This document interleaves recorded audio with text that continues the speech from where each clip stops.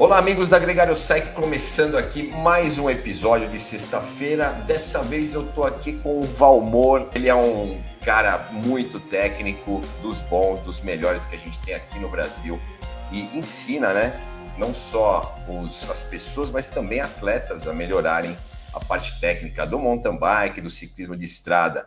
Valmor, obrigado antes de mais nada por ter aceitado o nosso convite para estar aqui na Gregário Cycling. Eu que agradeço a oportunidade aqui de estar podendo transmitir um pouquinho daquilo que eu faço no meu dia a dia, que eu faço com muito amor. Meu nome é Valmor Hausmann. Hausmann, boa. Casa ou homem que faz casa, né? Tem esses dois significados. Legal. E você é alemão mesmo, né? A família é toda alemã. Terceira geração, né? Aqui. Legal. Os meus tataravós vieram da Alemanha, tanto por parte de pai e parte. Maravilha. Valmor, bom, a gente se conheceu no projeto da Soul, né? Do Soul Jovem. Ele foi lá falar com os jovens sobre a questão técnica. Inclusive, acho que nesse exato momento ele está recebendo os meninos e as meninas que participaram, né, da seletiva, que foram selecionados, e estão lá melhorando, fazendo um trabalhinho, né, para ir para a Bélgica melhor nessa questão. Eu queria que primeiro você contasse um pouquinho, Valmor, da tua história, né, no mountain bike, que acho que foi onde você começou tudo. Você é um ex-atleta e foi um atleta dos bons, né, pelo que a gente já sabe. Então, conta um pouquinho dessa história no esporte, né, no ciclismo, a sua entrada no ciclismo de alguma forma. Bom, a bike surgiu na minha vida sempre como meio de locomoção. Então, eu ia com meu pai e minha mãe, eu sou o caçula, eu tenho 10 anos de diferença da minha irmã mais nova, então fui bem temporão, né? E meus pais não tinham carro, e a gente mora num sítio, então toda a locomoção para ir no aniversário, ir no mercado, era tudo de bicicleta. Então, só que, lógico, era bicicleta simples e tal, e a gente foi... vamos dizer, era viver em cima da bicicleta. Então, todo final de semana a gente saía, ou primeiro na garupa da bicicleta, para depois... Então, isso virou paixão. Quando eu tinha 18 anos, eu nunca tive uma condição financeira tão boa. Lá, quando eu tinha perto de 18 anos, eu já arrumava essas bicicletas mais simples, né? E sempre gostei, sempre achei legal a parte da mecânica. E aí comecei a me aprofundar um pouquinho. Tinha alguns amigos aqui da região que pedalavam, e via mountain bike, vi que era um equipamento bem mais caro e tudo, né, mais complexo. E aí eu comecei a desenvolver, ir atrás desse, como é que funcionava. Comprei uma mountain bike mais simples, comecei a participar de passeios, competição. Isso foi em 99, eu participei da minha primeira competição, era mountain bike no asfalto, era até um programa que tinha aqui na cidade, que na época existia uma das melhores equipes do Brasil, que era Blumenau da Tarro. Então eles foram patrocinados na época pela Pinarello e tudo, então era uma equipe bem grande, tinha vários atletas de renome. E então existia esse projeto e com mountain bike no asfalto, e ali eu me destaquei e comecei a fazer aí mountain bike e cross country mesmo, né? Fui para as primeiras provas, ainda na Júnior. Conheci algumas pessoas que me ajudaram. Uma delas era o Alex, que é o dono da Free Force hoje. Na época eu conheci ele como amigo mesmo. Ele nem tinha a empresa ainda. E comecei a participar das provas, comecei a mais ou menos entender como é que era. E estava naquela fase de transição ali de 18 anos de idade. Pulei para sub-23. No primeiro ano não tive resultados muito bons. Sempre corri aqui no estado. Aí no segundo ano me destaquei. No segundo ano eu consegui me destacar bem contra os nomes que já disputavam a nível nacional. Então vi que tinha possibilidade, tentei me dedicar um pouco mais. Sempre fui ajudado com equipamento e coisa, né? Porque era muito difícil na época. Teve aí um bom resultado até 2005. Em 2005 eu mudei um pouco, porque como não estava sendo rentável, vamos dizer assim, não estava conseguindo me sustentar com isso, estava gastando muito mais que ganhando, parti mais para lá do trabalho, mas nunca deixei de pedalar, sempre pedalando. E até então, na verdade, eu nunca tinha treinado, né? Eu sempre saía para pedalar com os amigos e fazer força. Então, eu disputei Júnior, sub-23, sem nunca ter tido uma planilha. Eu ia pela cabeça do meu amigo lá, que era quase todo dia fazer uma corrida, né? Então, esse era nosso treino na época.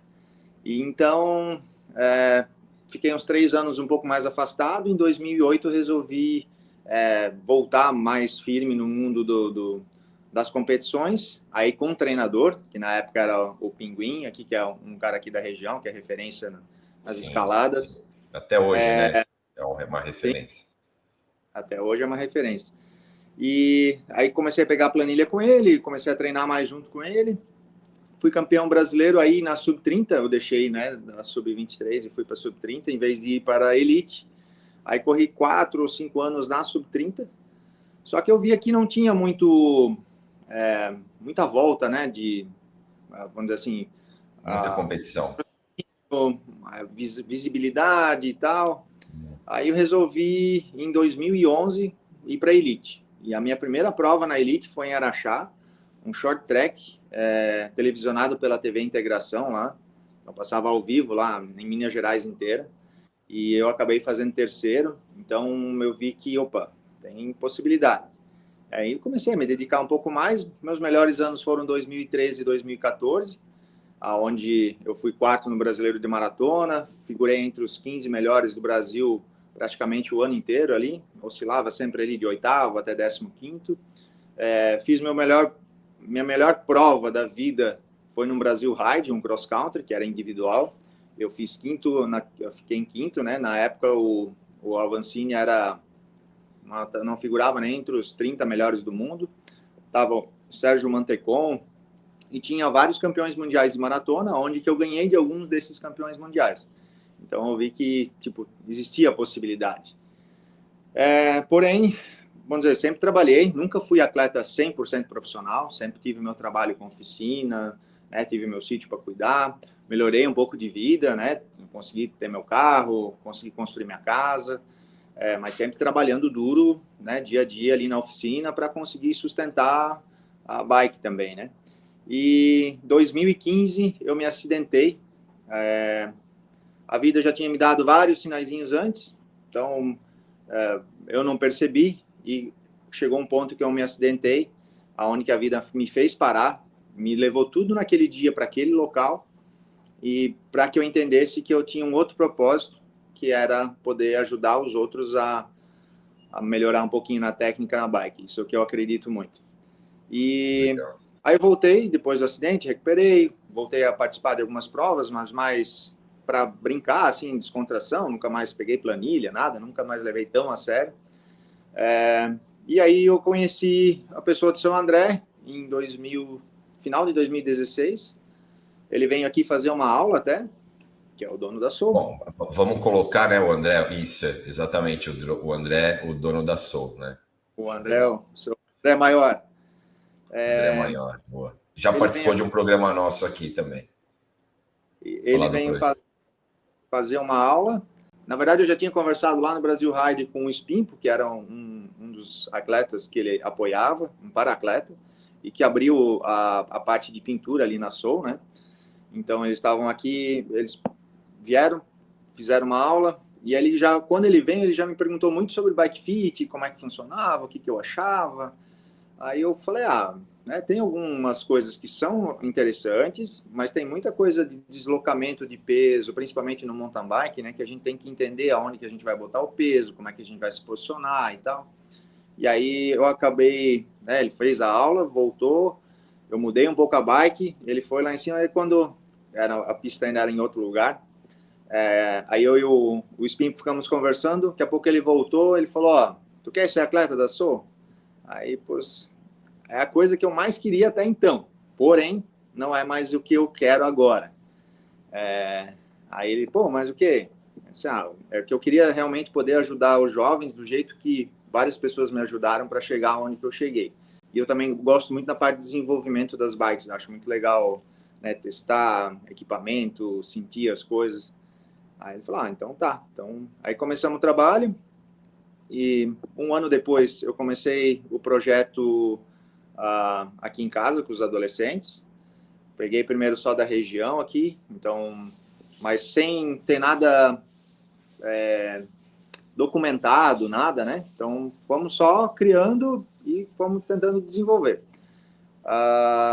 Ô, Valmor, Você, só, desculpa te cortar, mas só, até porque você já está entrando num outro projeto, né, no teu projeto mesmo, mas eu queria te perguntar, você, pô, é um cara que tecnicamente é muito bom, e você até falou para mim que tinha facilidade, né, nessa questão. Você teve algum mentor, alguém que te ensinou também a você ser bom tecnicamente? Porque a gente sabe que isso é fundamental, né, no mountain bike. Às vezes você é muito bom fisicamente, mas tecnicamente você não é bom, você não compete bem. No teu caso, você era um cara muito técnico. Você teve alguém que te ensinou ou você foi autodidata mesmo? Na minha época era meio complicado, assim, as pessoas, a maioria não queria passar o conhecimento, né? Quem tinha o conhecimento era bem mais restrito, assim. Tanto que era primeiro por revista, né? Não existia internet no início, ou era muito pouco acessado, então... Mas mesmo de pessoas, assim, os atletas que disputavam, que eram mais técnicos, dificilmente vinham te dar uma ajuda, te dar uma dica para passar. Uma das poucas foi o Ravelli. Esse sempre foi um cara que eu me inspirei muito, né? Tanto que o trabalho que eu faço hoje, eu sempre via ele dando as clínicas técnicas, sempre achei muito legal da parte dele. E ele era um dos poucos que parava num obstáculo e se tu tava com receio e tal, ele vinha lá e tentava te ajudar, né?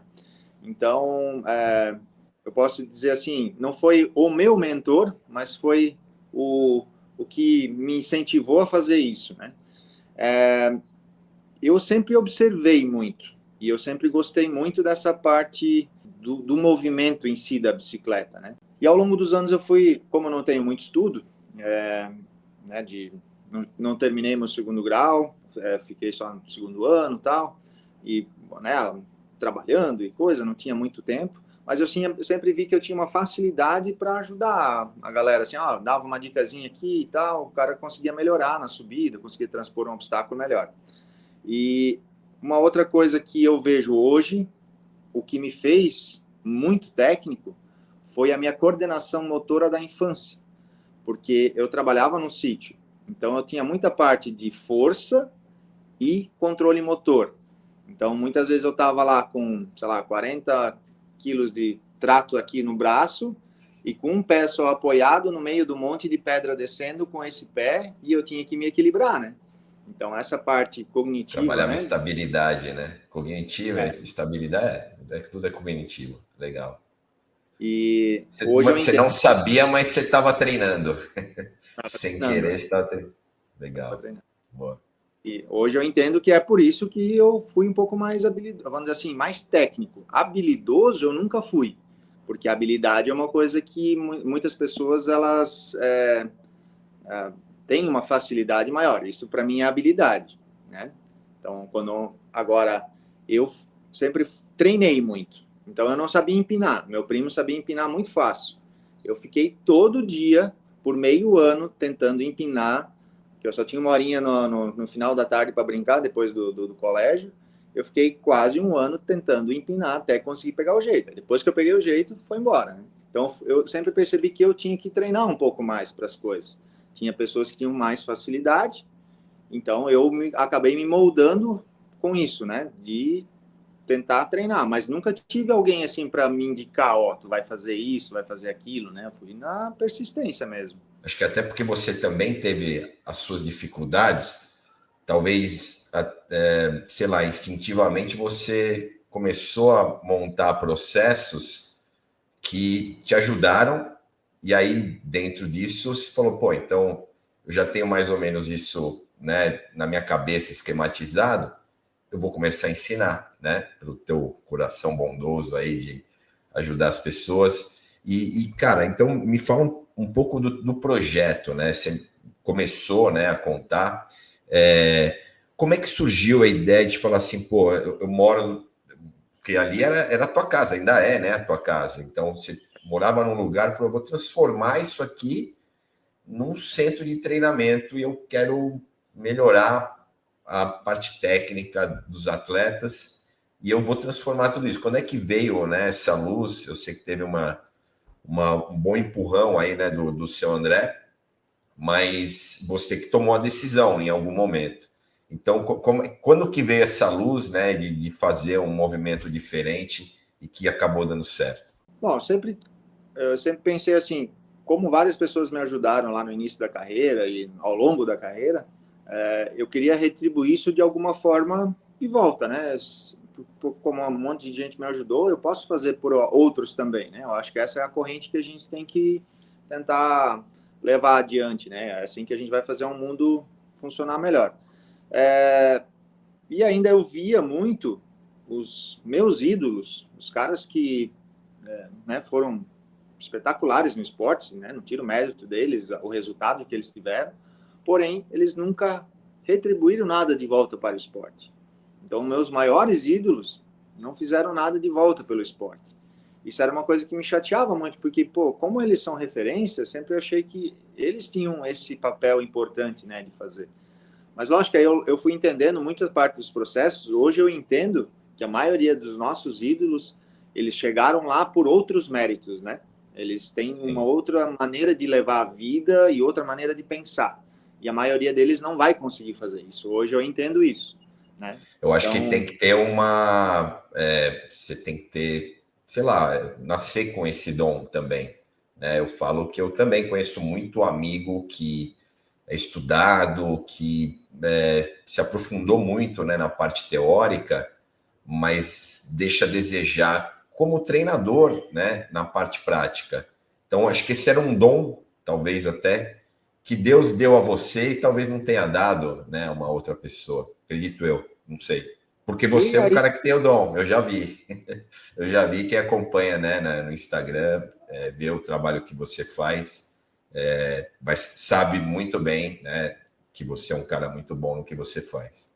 e ali eu resolvi, já sempre tive isso na cabeça, e quando eu me acidentei, eu procurei ir um pouco mais do conhecimento de como fazer realmente um, um processo para treinamento, né, de técnica, porque não existia nenhum parâmetro, não tinha nada, né, escrito, não tinha vídeo, não tinha nada. Eu comecei a olhar muito vídeo na época aí, como estava acamado, é, europeu e tal, o que eu achava, eu fiquei fuçando dias e dias no YouTube para achar alguma coisa, e acabei achando alguns educativos bem interessantes.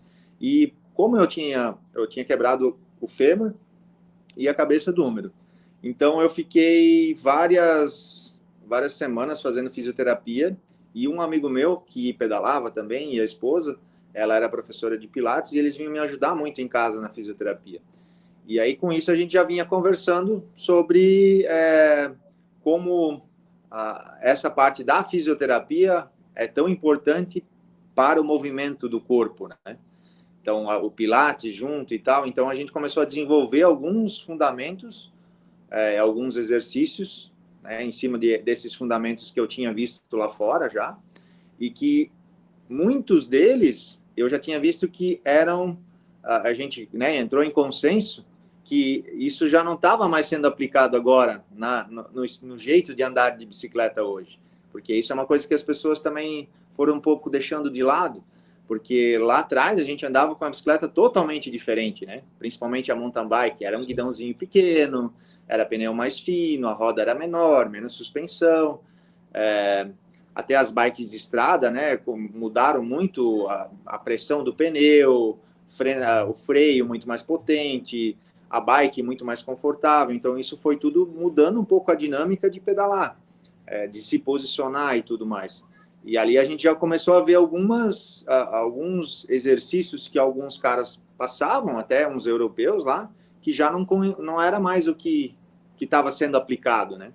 E aí a gente desenvolveu, e com esse eu sempre quis passar para a molecada nova. Porém, né, eu também tinha que ter a minha fonte de renda, eu comecei a fazer aula particular para a galera, e aí acabou vindo o seu André e deu certo essa iniciativa do projeto, e a gente entrou com a molecada, primeiro, somente carente aqui da região, então eu comecei com 6 atletas carentes, já logo alguns se destacaram muito, assim, pela habilidade, ficaram muito rápido a dinâmica. Foi muito difícil de lidar com a situação dos pais, né?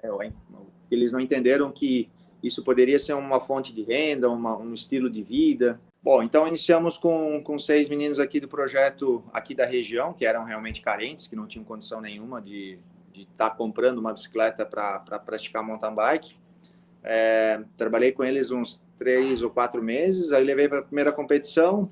Alguns já se destacavam muito, alguns pela técnica, outros pela aptidão física, realmente, de conseguir condicionamento rápido e tudo.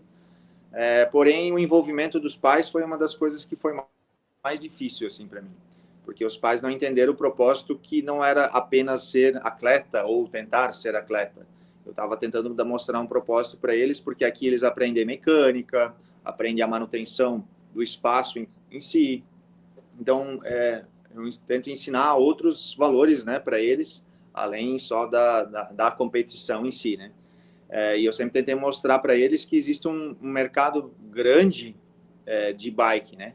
Tanto na parte do marketing, na parte de engenharia, de vários outros setores, né, dentro de uma empresa de bicicleta ou no ramo de bicicleta. Porém, a gente tem poucos profissionais qualificados, e boa parte desses profissionais, eles vão nascer de andar de bicicleta. O cara que anda de bicicleta sempre vai se apaixonar muito mais pelo mercado, como a gente já teve várias situações dentro da Soul lá, que entra o pessoal do marketing, mas não tem muito envolvimento com a bike, fica bem mais difícil para trabalhar.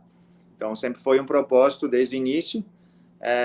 Então, eu trabalhei, acho que uns 2 anos, praticamente só com esses adolescentes, que eram carentes, e depois fui mudando um pouquinho o perfil. Aí eu acabei pegando, como já estava vindo muita turma grande de pedal fazer aula particular, aí eu peguei, comecei a chamar os filhos dessas pessoas que pedalavam, e aí começou a ter uma dinâmica melhor, porque aí teve um envolvimento melhor, teve um cuidado melhor, os pais se envolveram muito mais com o propósito. Bom, hoje a gente tem campeão brasileiro, vice-campeão brasileiro, campeão da Copa Internacional, campeão pan-americano, né, campeões estaduais, e fora que já saíram aqui do projeto, já passaram pelo projeto e saíram, e estão trabalhando em outras marcas de bicicleta, ou em lojas, então o propósito, né, já fez a sua diferença na vida desses adolescentes, hoje já são homem e mulher formadas, né? Legal. E a gente, bom, você até me contou uma parte da história. Tem um dia que eles vão lá para ajudar a limpar a pista, arrumar a pista. Você também dá orientações da parte mecânica. Então não é só chegar lá, pedalar, aprender a técnica, não. Ali você montou uma comunidade mesmo. E eu tenho alguns atletas que eu treino, né, que são aí do projeto. E eles contam, ó, esse dia aqui eu tô indo lá para ajudar, não vou para pedalar e tal. Então, é uma comunidade que acabou se formando, né? E todos trabalham para manter o local, né? E além de usar ele como ferramenta de treinamento, né? Isso. Uma coisa que eu sempre me preocupei bastante é o quanto que a gente dá de valor para alguma coisa, né? No início eu ia para um restaurante mais bonito, assim, mais bem decorado, e aí pagava caro e não entendia por que eu pagava caro por aquilo, né? E hoje, isso que eu quero tentar mostrar para eles, que cada coisa tem o seu valor. Se o cara botou a decoração lá no restaurante dele, ele não está cobrando só o prato, ele está cobrando o ambiente inteiro, né? O atendimento dele. E para os jovens entenderem isso, eles têm que, no meu ver, né? Eles têm que botar a mão na massa para entender o quanto que é difícil para manter uma estrutura dessa, para deixar a grama bonitinha. Vamos dizer, se eu ficar 2 meses sem roçar a grama, eu vou andar num espaço com mato alto. Vai ser legal? Vai ser gratificante? Então, se eles entendem que valor, às vezes as pequenas coisas lá na frente, né? Então, essa é uma das coisas. Também a parte mecânica, eu sempre achei, como a bicicleta tem muita mecânica ainda, por mais que não seja motor e tal, mas tem suspensão, tem pneu, tem freio, tem a questão da percepção, né, em cima da bicicleta. Eles têm que aprender mecânica pelo fato, primeiro, vamos dizer, se for um ciclista de estrada, muitas vezes ele tem que identificar o problema para conseguir falar para o mecânico, muitas vezes conseguir resolver só com uma chave, ou vai trocar a bicicleta. Na mountain bike já não, na mountain bike é muito mais específico, né? Primeiro, para tu acertar a bicicleta, porque exige muito mais da sensibilidade de suspensão e tal. Então, para identificar essas coisas, se eles não sabem como é que funciona lá dentro, por que funciona, se tem lubrificação, se não tem, eles não vão ter essa sensibilidade tão apurada, né? Então, é uma das coisas que eu priorizo muito, é a mecânica, o cuidado com a bicicleta, que também, para quem vai ser profissional, vai ser o instrumento de trabalho depois, né? Bom, ó, falando um pouquinho do mountain bike, né? E aí de todos esses atletas que você recebe, né? O Vini, tem os dois Vinis, né? O Micheletti, né? E o Vini Hoey, que estão na sua mão, que foram atletas também que se destacaram. Esses meninos começaram com que idade? E até eu queria, na verdade, a pergunta é essa. Para você, na parte técnica, se você pegar hoje uma iniciação de qualquer atleta, qual seria a idade ideal para ele começar a trabalhar a parte técnica? A parte física a gente sabe mais ou menos que ele começa a se formar como um atleta, competir lá para os 12 anos, tal, e tem uma fase de especialização e tal. Mas a parte técnica começa antes disso, de uma forma, lógico, de brincadeira, né? Não uma forma, sei lá, nós vamos fazer um treinamento muito sério, porque é uma criança ainda praticamente. Ele começa a fazer antes dos 12 anos ou não? Você acha que o ideal é especializar um pouquinho depois? Eu queria que você desse a sua opinião, contando a experiência desses atletas que estão hoje, né, fazendo a diferença, tendo um baita resultado na tua mão. Lógico que se a gente conseguisse trabalhar já desde a infância, né? Então a função, na verdade, é dos pais primeiro, né? Não botar rodinha na bicicleta, né? Tem muito pai que acaba botando rodinha na bicicleta, entender que primeiro começa com a bala, deixar o menino ralar, cair, tentar empinar, saltar. Então deixar a criança ser criança, né? Então essa eu acho que é a primeira parte. Porém, a instrução, eu acho que ela acaba sendo por volta lá dos 10 a 12 anos, porque aí a criança ela já tem um entendimento melhor, né? Porque antes disso ela vai muito pelo visual das coisas. Então, na verdade, quanto mais meninos tiverem do lado dele fazendo isso, ele vai olhar e vai tentar fazer, né? Então, é muito pelo visual. Não adianta eu pegar uma criança de 6 anos e tentar explicar para ela o que ela precisa fazer, né? Então, por isso que eu acho que tem que ser muito mais na brincadeira. Por isso que começa no BMX, né? A modalidade antes dos 12 anos, dentro do esporte, oficialmente, é o BMX, que já começa com a balance, já com 2, 3 anos, né? Depois começa com as bikezinhas com pedal flat, e abaixar. Então, essa parte, né, cognitiva ali tem que trabalhar bem em cima do BMX primeiro. Então, a primeira modalidade que tem. Então, esses meninos aí, todos eles começaram por volta de 12, 13 anos aqui, tanto o Vini como o Micheluzzi, que é o famoso Peppa. Micheluzzi, né? Desculpa que eu errei o sobrenome dele. Micheluzzi. Mas pode chamar de Peppa, não tem problema. Beleza. O Valmor, vamos falar um pouquinho de ciclismo da estrada. Talvez eu saia um pouco da tua área, mas você também é um bom observador e acompanha, né, o ciclismo de estrada.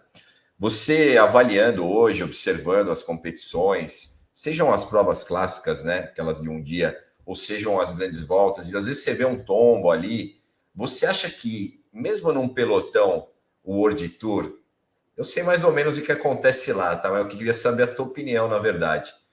Você acha que ainda tem muita falha técnica dentro de uma competição desse nível, né? Bem dizendo. Tem muita falha técnica ainda, porque o ciclismo de estrada, ele tem alguns fundamentos que são um pouquinho diferentes do mountain bike. Primeiro que, né, a velocidade é mais alta, óbvio, por isso que acontecem os acidentes maiores e anda mais em grupo, né? Mas mesmo numa largada de mountain bike, dificilmente tu vai ver algum acidente. Os caras estão encostando o guidão o tempo inteiro, né? Uma das coisas que eu vejo hoje, e que eu pego aqui atletas, até profissionais, que vêm aqui treinar comigo, tentar aperfeiçoar a técnica, uma das grandes dificuldades é tirar a pressão das mãos, né? E no ciclismo de estrada acaba se apoiando muito as mãos, né? Deixando o braço muito estendido, né? E não segurando a força no core. Então, é uma das coisas que, para mim, fazem a diferença para um cara quebrar a clavícula. pode olhar que a maioria dos ciclistas de estrada quebra a clavícula. Se tu olhar um cara de mountain bike, ele vai dar trocentos mil capote e não vai quebrar a clavícula. E outra que eles andam muitas horas sem levar susto. E o nosso corpo, ele precisa estar habituado ao tombo. Vamos dizer, todo esporte que tem queda, a primeira coisa que a gente aprende a fazer é queda, né? Vamos dizer, o judô vai começar a treinar judô, a primeira coisa que você vai fazer aprender é rolamento. E a bicicleta, a gente tem certeza que a gente vai cair um dia, só não sabe quando. Só que ninguém treina queda, né? Ninguém treina esse estímulo do corpo se defender. E como a estrada se passa muitas horas sem levar susto, ou sem, né, ter algum tu desclipar e tal, o corpo vai relaxando, ele vai apoiando cada vez mais no braço e no ombro, né? Então o braço vai ficando aqui cada vez mais preso. Por isso que eu acho que esses caras hoje que estão se destacando mais, se a gente pegar na história, os caras que fazem cyclocross, né? Então eles andam com o pneu fininho lá, chacoalhando, e pode ver que o braço sempre está solto, né? Então eles têm uma maior habilidade, porque estão o tempo inteiro escorregando, estão o tempo inteiro caindo, levanta, pula em cima de novo da bike. E outros atletas, não é tão perceptível isso, né? Essa habilidade. Quantas vezes tu vê o cara dando uma rabiada, o cara já dá aquela travada na hora. Tipo, tu pega o Van der Poel dando uma rabiada, ele tá mole ainda em cima da bike e continua, né? Tipo, ele levou o susto, mas é normal pro corpo dele. E aí, relembrando um pouquinho, eu acho que um dos momentos que mais me marcou no ciclismo de estrada, que na verdade a minha aptidão física sempre foi pro ciclismo de estrada, pratiquei, disputei com grandes nomes aqui do estado também, Murilo Fischer, né? Eu era muito bom no sprint, então eu tinha essa facilidade. Eu cheguei a cogitar a possibilidade de correr ciclismo de estrada, mas na minha época era muito complicado, por causa de doping e coisa, então foi uma opção minha de não ir por esse lado do ciclismo de estrada, e sim do mountain bike. Mas uma das que me chamou mais atenção no ciclismo de estrada, no início, quando o Froome, teve um ano que ele perdeu numa descida, ele levou um tempasso, ele levou 1 minuto e pouco numa descida, e ele, não sei se ele perdeu o Tour ou não, mas foi bem icônico, assim, tanto que no outro ano, ele veio e ganhou na mesma descida, ou numa das descidas mais longas e técnicas que tinha, ele abriu. Então, tu vê que era um cara que era mal descedor, e no ano seguinte ele estava ganhando uma etapa na descida. Então, quer dizer que alguns deles se preocupam, né? Eles veem que agora está cada vez afunilando mais, né? O Froome que fez, desculpa te cortar, né? Mas ele foi o primeiro cara que eu vi fazer aquela posição do super tuck pedalando. Então ele deitou ali no top tube e pedalou. E nesse ano realmente uma das etapas que ele conseguiu abrir tempo foi justamente essa da descida, e ele foi campeão. Não lembro se foi a penúltima ou a última vez que ele ganhou. A gente teve também aquele episódio do Nibali, o Mohoric também já ganhou provas na descida, né? E foi um papo que a gente teve, né, Valmor, sobre as descidas, e você me falou, a gente falou, qual que era acho que o cara mais técnico, né, de descida hoje. Eu não lembro se você respondeu que era o Pidcock, e você explicou sobre isso. Coloca para o pessoal aqui, para eles entenderem, porque vale a pena você passar essa informação, é bem legal. Bom, é uma coisa que eu sempre vi na maioria dos pelotões, até no ciclismo profissional. Eu corri volta de Santa Catarina, eu já me destacava na descida, né? Em várias pequenas descidas, não eram descidas muito longas, mas eu sempre conseguia abrir um pouco mais. Lógico que eu era mais pesado, então a bike embalava um pouco mais na descida. Mas sim, eu via muito essa parte técnica, principalmente essa parte da questão do Pidcock, Nibali, Mohoric, tanto que o Mohoric ganhou com um canote retrátil, né? Então ele ganhou a Milan-San Remo com um canote retrátil adaptado na bike de ciclismo de estrada, para ele conseguir abrir um gapzinho final ali de 200 metros, que foi o suficiente para ele ganhar. Por quê? O que acontece? A maioria das pessoas, elas querem somente deitar junto com a bike, né? Então, entender que o que a gente tem que deslocar, na verdade, é a nossa massa do centro, e não a massa do ombro e da cabeça, né, só para o lado, né? Então, essa massa, ela vai, só que essa é a nossa estabilização, né? Então a gente tem um labirinto entre os tímpanos. Quanto mais a gente inclina, pior fica. Então, quanto mais estável, na verdade, a cabeça está, melhor. Tanto que tem aquela descida icônica lá do Pitcock na Alpe de Huez, ele deita aqui o tronco, mas a cabeça fica nivelada. E o quadril dele é onde que desloca para o lado de fora, e ele deita a bike. Ele não deita simplesmente junto, porque a gente tem essa questão da aderência, né? Por que lá no MotoGP os caras deitam junto? Porque a moto pesa 150 quilos e tem que deitar para puxar a gravidade, né? E a questão da bike, a bike é muito mais leve do que a atleta, então é muito mais difícil de a gente entender essa aderência, né? Então a gente tem que fazer a pressão contrária, jogar o nosso peso maior, que é a massa que está no centro, né? O nosso quadril, jogar para o lado contrário e deitar a bicicleta, né?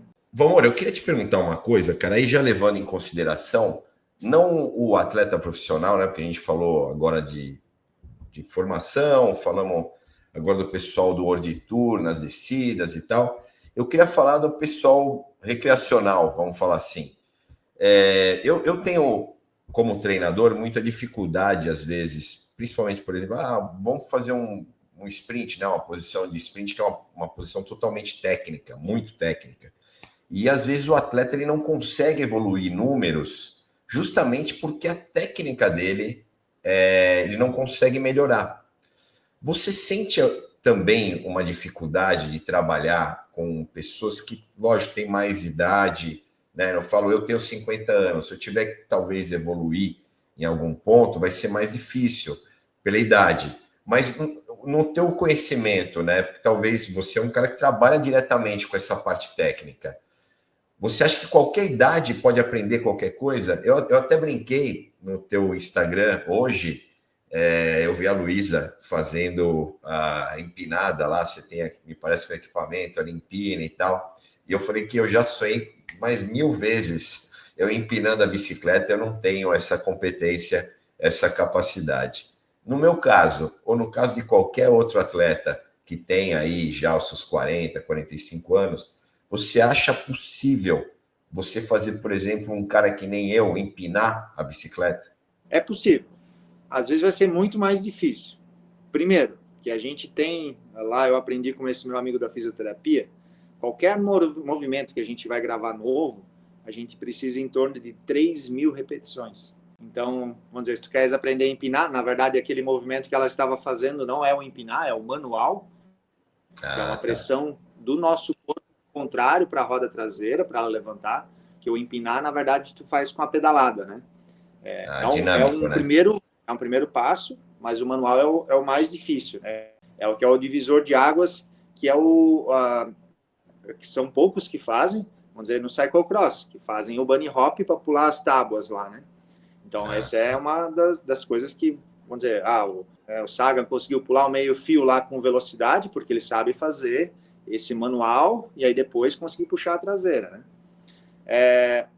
Essa questão da repetição, vamos supor assim, se tu nunca tivesse pedalado, eu diria que seria mais fácil para tu aprender. Independente da tua coordenação motora ou não. Porque tu não vai precisar limpar o chipzinho lá, né? Das 3.000 vezes que tu fez errado. Aí tu vai ter que gravar outro em cima. Lógico que tem algumas pessoas que têm mais facilidade, outras não. Mas é mais ou menos assim que funciona, tá? É em cima de repetição. É que nem treinamento físico, né? Tu vai repetir várias e várias vezes aquele mesmo estímulo para o teu corpo se adaptar, né? Para a gente fechar, que a gente também já está passando do tempo aqui, eu queria, se você pudesse pontuar quais seriam os principais erros de um ciclista de mountain bike, por exemplo, para fazer um salto ou para as, vamos falar, situações principais, né, de demanda mesmo do mountain bike. Você poderia, pelo menos, falar algumas delas? Eu sei que pode ter várias, tal, mas as principais que você vê no seu dia a dia de trabalho? Bom, vamos falar duas que dá para todas as modalidades, tanto para ciclismo de estrada, como para gravel, quanto para mountain bike. A primeira delas é entender a importância do freio dianteiro. Normalmente, quando uma pessoa começa a andar de bike, todo mundo fala, não encosta no freio dianteiro. Não existe isso. 70% da carga de freio sempre vai ser no freio dianteiro. Qualquer veículo de roda é assim. O carro, ele freia 70% a dianteira e 30% a traseira. Lógico que ele vai fazer essa função sozinha, né? E a gente tem que fazer lá no dedo, então é uma percepção muito grande, né? E a gente tem ainda a questão da aderência, então a gente tem que entender aonde que a gente desloca o peso. Mas sempre o freio dianteiro é o mais importante para se reduzir e parar a velocidade. A maioria dos tombos em pelotão que eu participei em estrada ou até em mountain bike, sempre foram quando as pessoas puxavam muito forte o freio traseiro, elas derrubavam a metade do pelotão. Quando o cara reduz com o freio dianteiro, dificilmente acontecem acidentes tão graves. Então, esse é um dos primeiros, e para fazer essa aderência maior da roda dianteira, as pessoas acabam botando o quadril muitas vezes muito para trás numa descida mais inclinada, ou para tentar realmente parar a bicicleta, acabam botando o peso, o quadril, muito para trás da bike. E hoje a gente tem que pensar, principalmente, nos calcanhares, né? O calcanhar é onde que a gente vai deixar o peso cair em cima do pedal e afundar o calcanhar, porque aí a gente não precisa deslocar esse peso para trás, a gente já está empurrando esse peso contra as duas rodas, né? Então esse vamos dizer assim, é o segundo ponto principal para a gente deslocar o peso e para a gente conseguir ganhar aderência na roda dianteira para reduzir a velocidade. Bom, vou dar o terceiro, que é olhar para onde a gente quer ir. Isso também muitas pessoas têm muita dificuldade.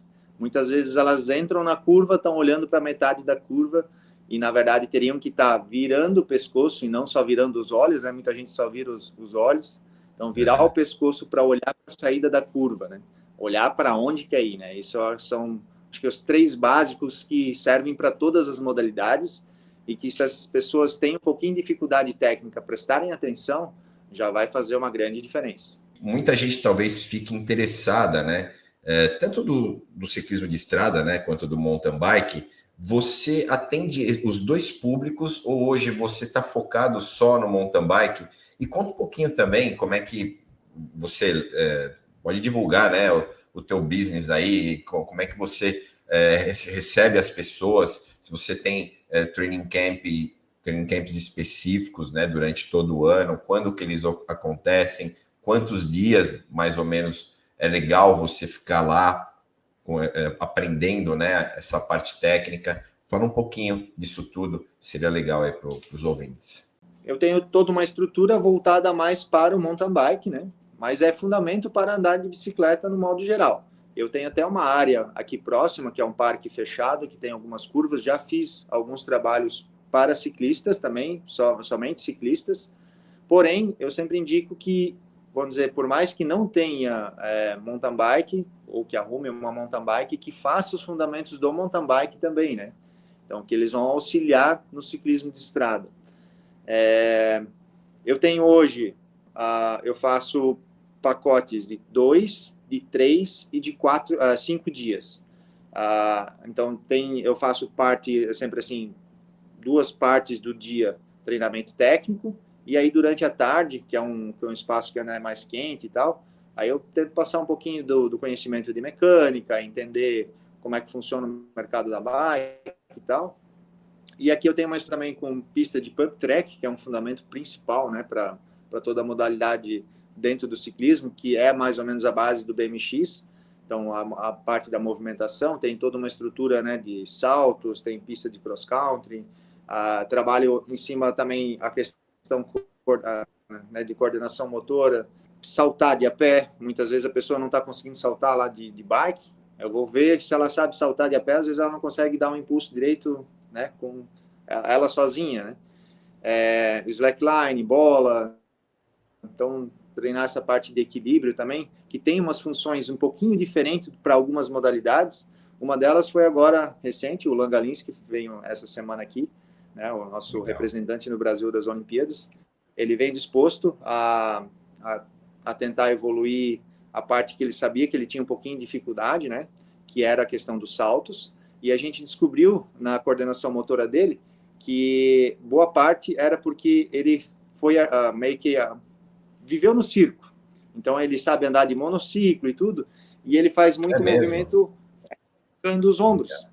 E vários movimentos que ele fez de passar em cima de rock garden, coisa, quando ele trancava os braços, a bicicleta trancava junto, né? E aí a gente descobriu e ele conseguiu entender esse movimento melhor, conseguiu fazer muito mais fluido, né? Então, dá para moldar, né, o que cada um precisa, o que cada um está buscando. Isso desde o amador, que não consegue, né, levantar uma roda, não consegue frear. Todos, desde um atleta profissional que nem o Lan, fez todos os fundamentos desde o início. Então, ele fez, né, frear só com a roda dianteira. Ele se propôs a fazer e veio realmente para isso. O site, né, hoje o Instagram é Valmor Treinamentos. Eu tenho um curso online também. Então, para quem, né, mora muito longe, eu não sou muito dessa área assim de tecnologia física, né? Todo mundo junto e tal, mas tem o curso online para quem está muito longe, tem os fundamentos lá do mountain bike, tem lá na página do Instagram, lá tem o link, também se quiser conhecer. Valmor, antes de mais nada, mil obrigados aí pela presença, pelas dicas, né, por todo esse conhecimento aí que você tem. Eu só tenho a te desejar boa sorte para você continuar, se Deus quiser, revelando novos e novos talentos para o nosso esporte, porque são projetos assim que, na verdade, a coisa acontece. Se a gente tivesse mais projetos, né, tivesse mais apoio para esses projetos também, porque a gente sabe que não é simples, tudo requer dinheiro, né? Então, se a gente tivesse mais apoio, com certeza nós teríamos também novos talentos, e a gente estaria, com certeza, teríamos outros resultados nas Olimpíadas ou em Jogos Mundiais, enfim. Tá? Então, obrigado aí por você ter vindo e espero contar com você numa próxima. Então, já deixando também, agora virou instituto, agora a gente conseguiu legalizar, documentar tudo. Boa. Virou utilidade pública na cidade, estamos todos documentados, estamos correndo atrás também de patrocínio. Quem quiser ajudar o Instituto, a gente também agradece. Quem estiver interessado, algum empresário que estiver olhando. Qual que é a cidade, Valmor? A gente acabou não falando aí, tá, Jair? Aqui é Blumenau, Santa Catarina. Legal. Valmor, obrigado, tá? Espero te ver numa próxima, vou falar. Valeu, pessoal. A gente se vê na próxima. Tchau.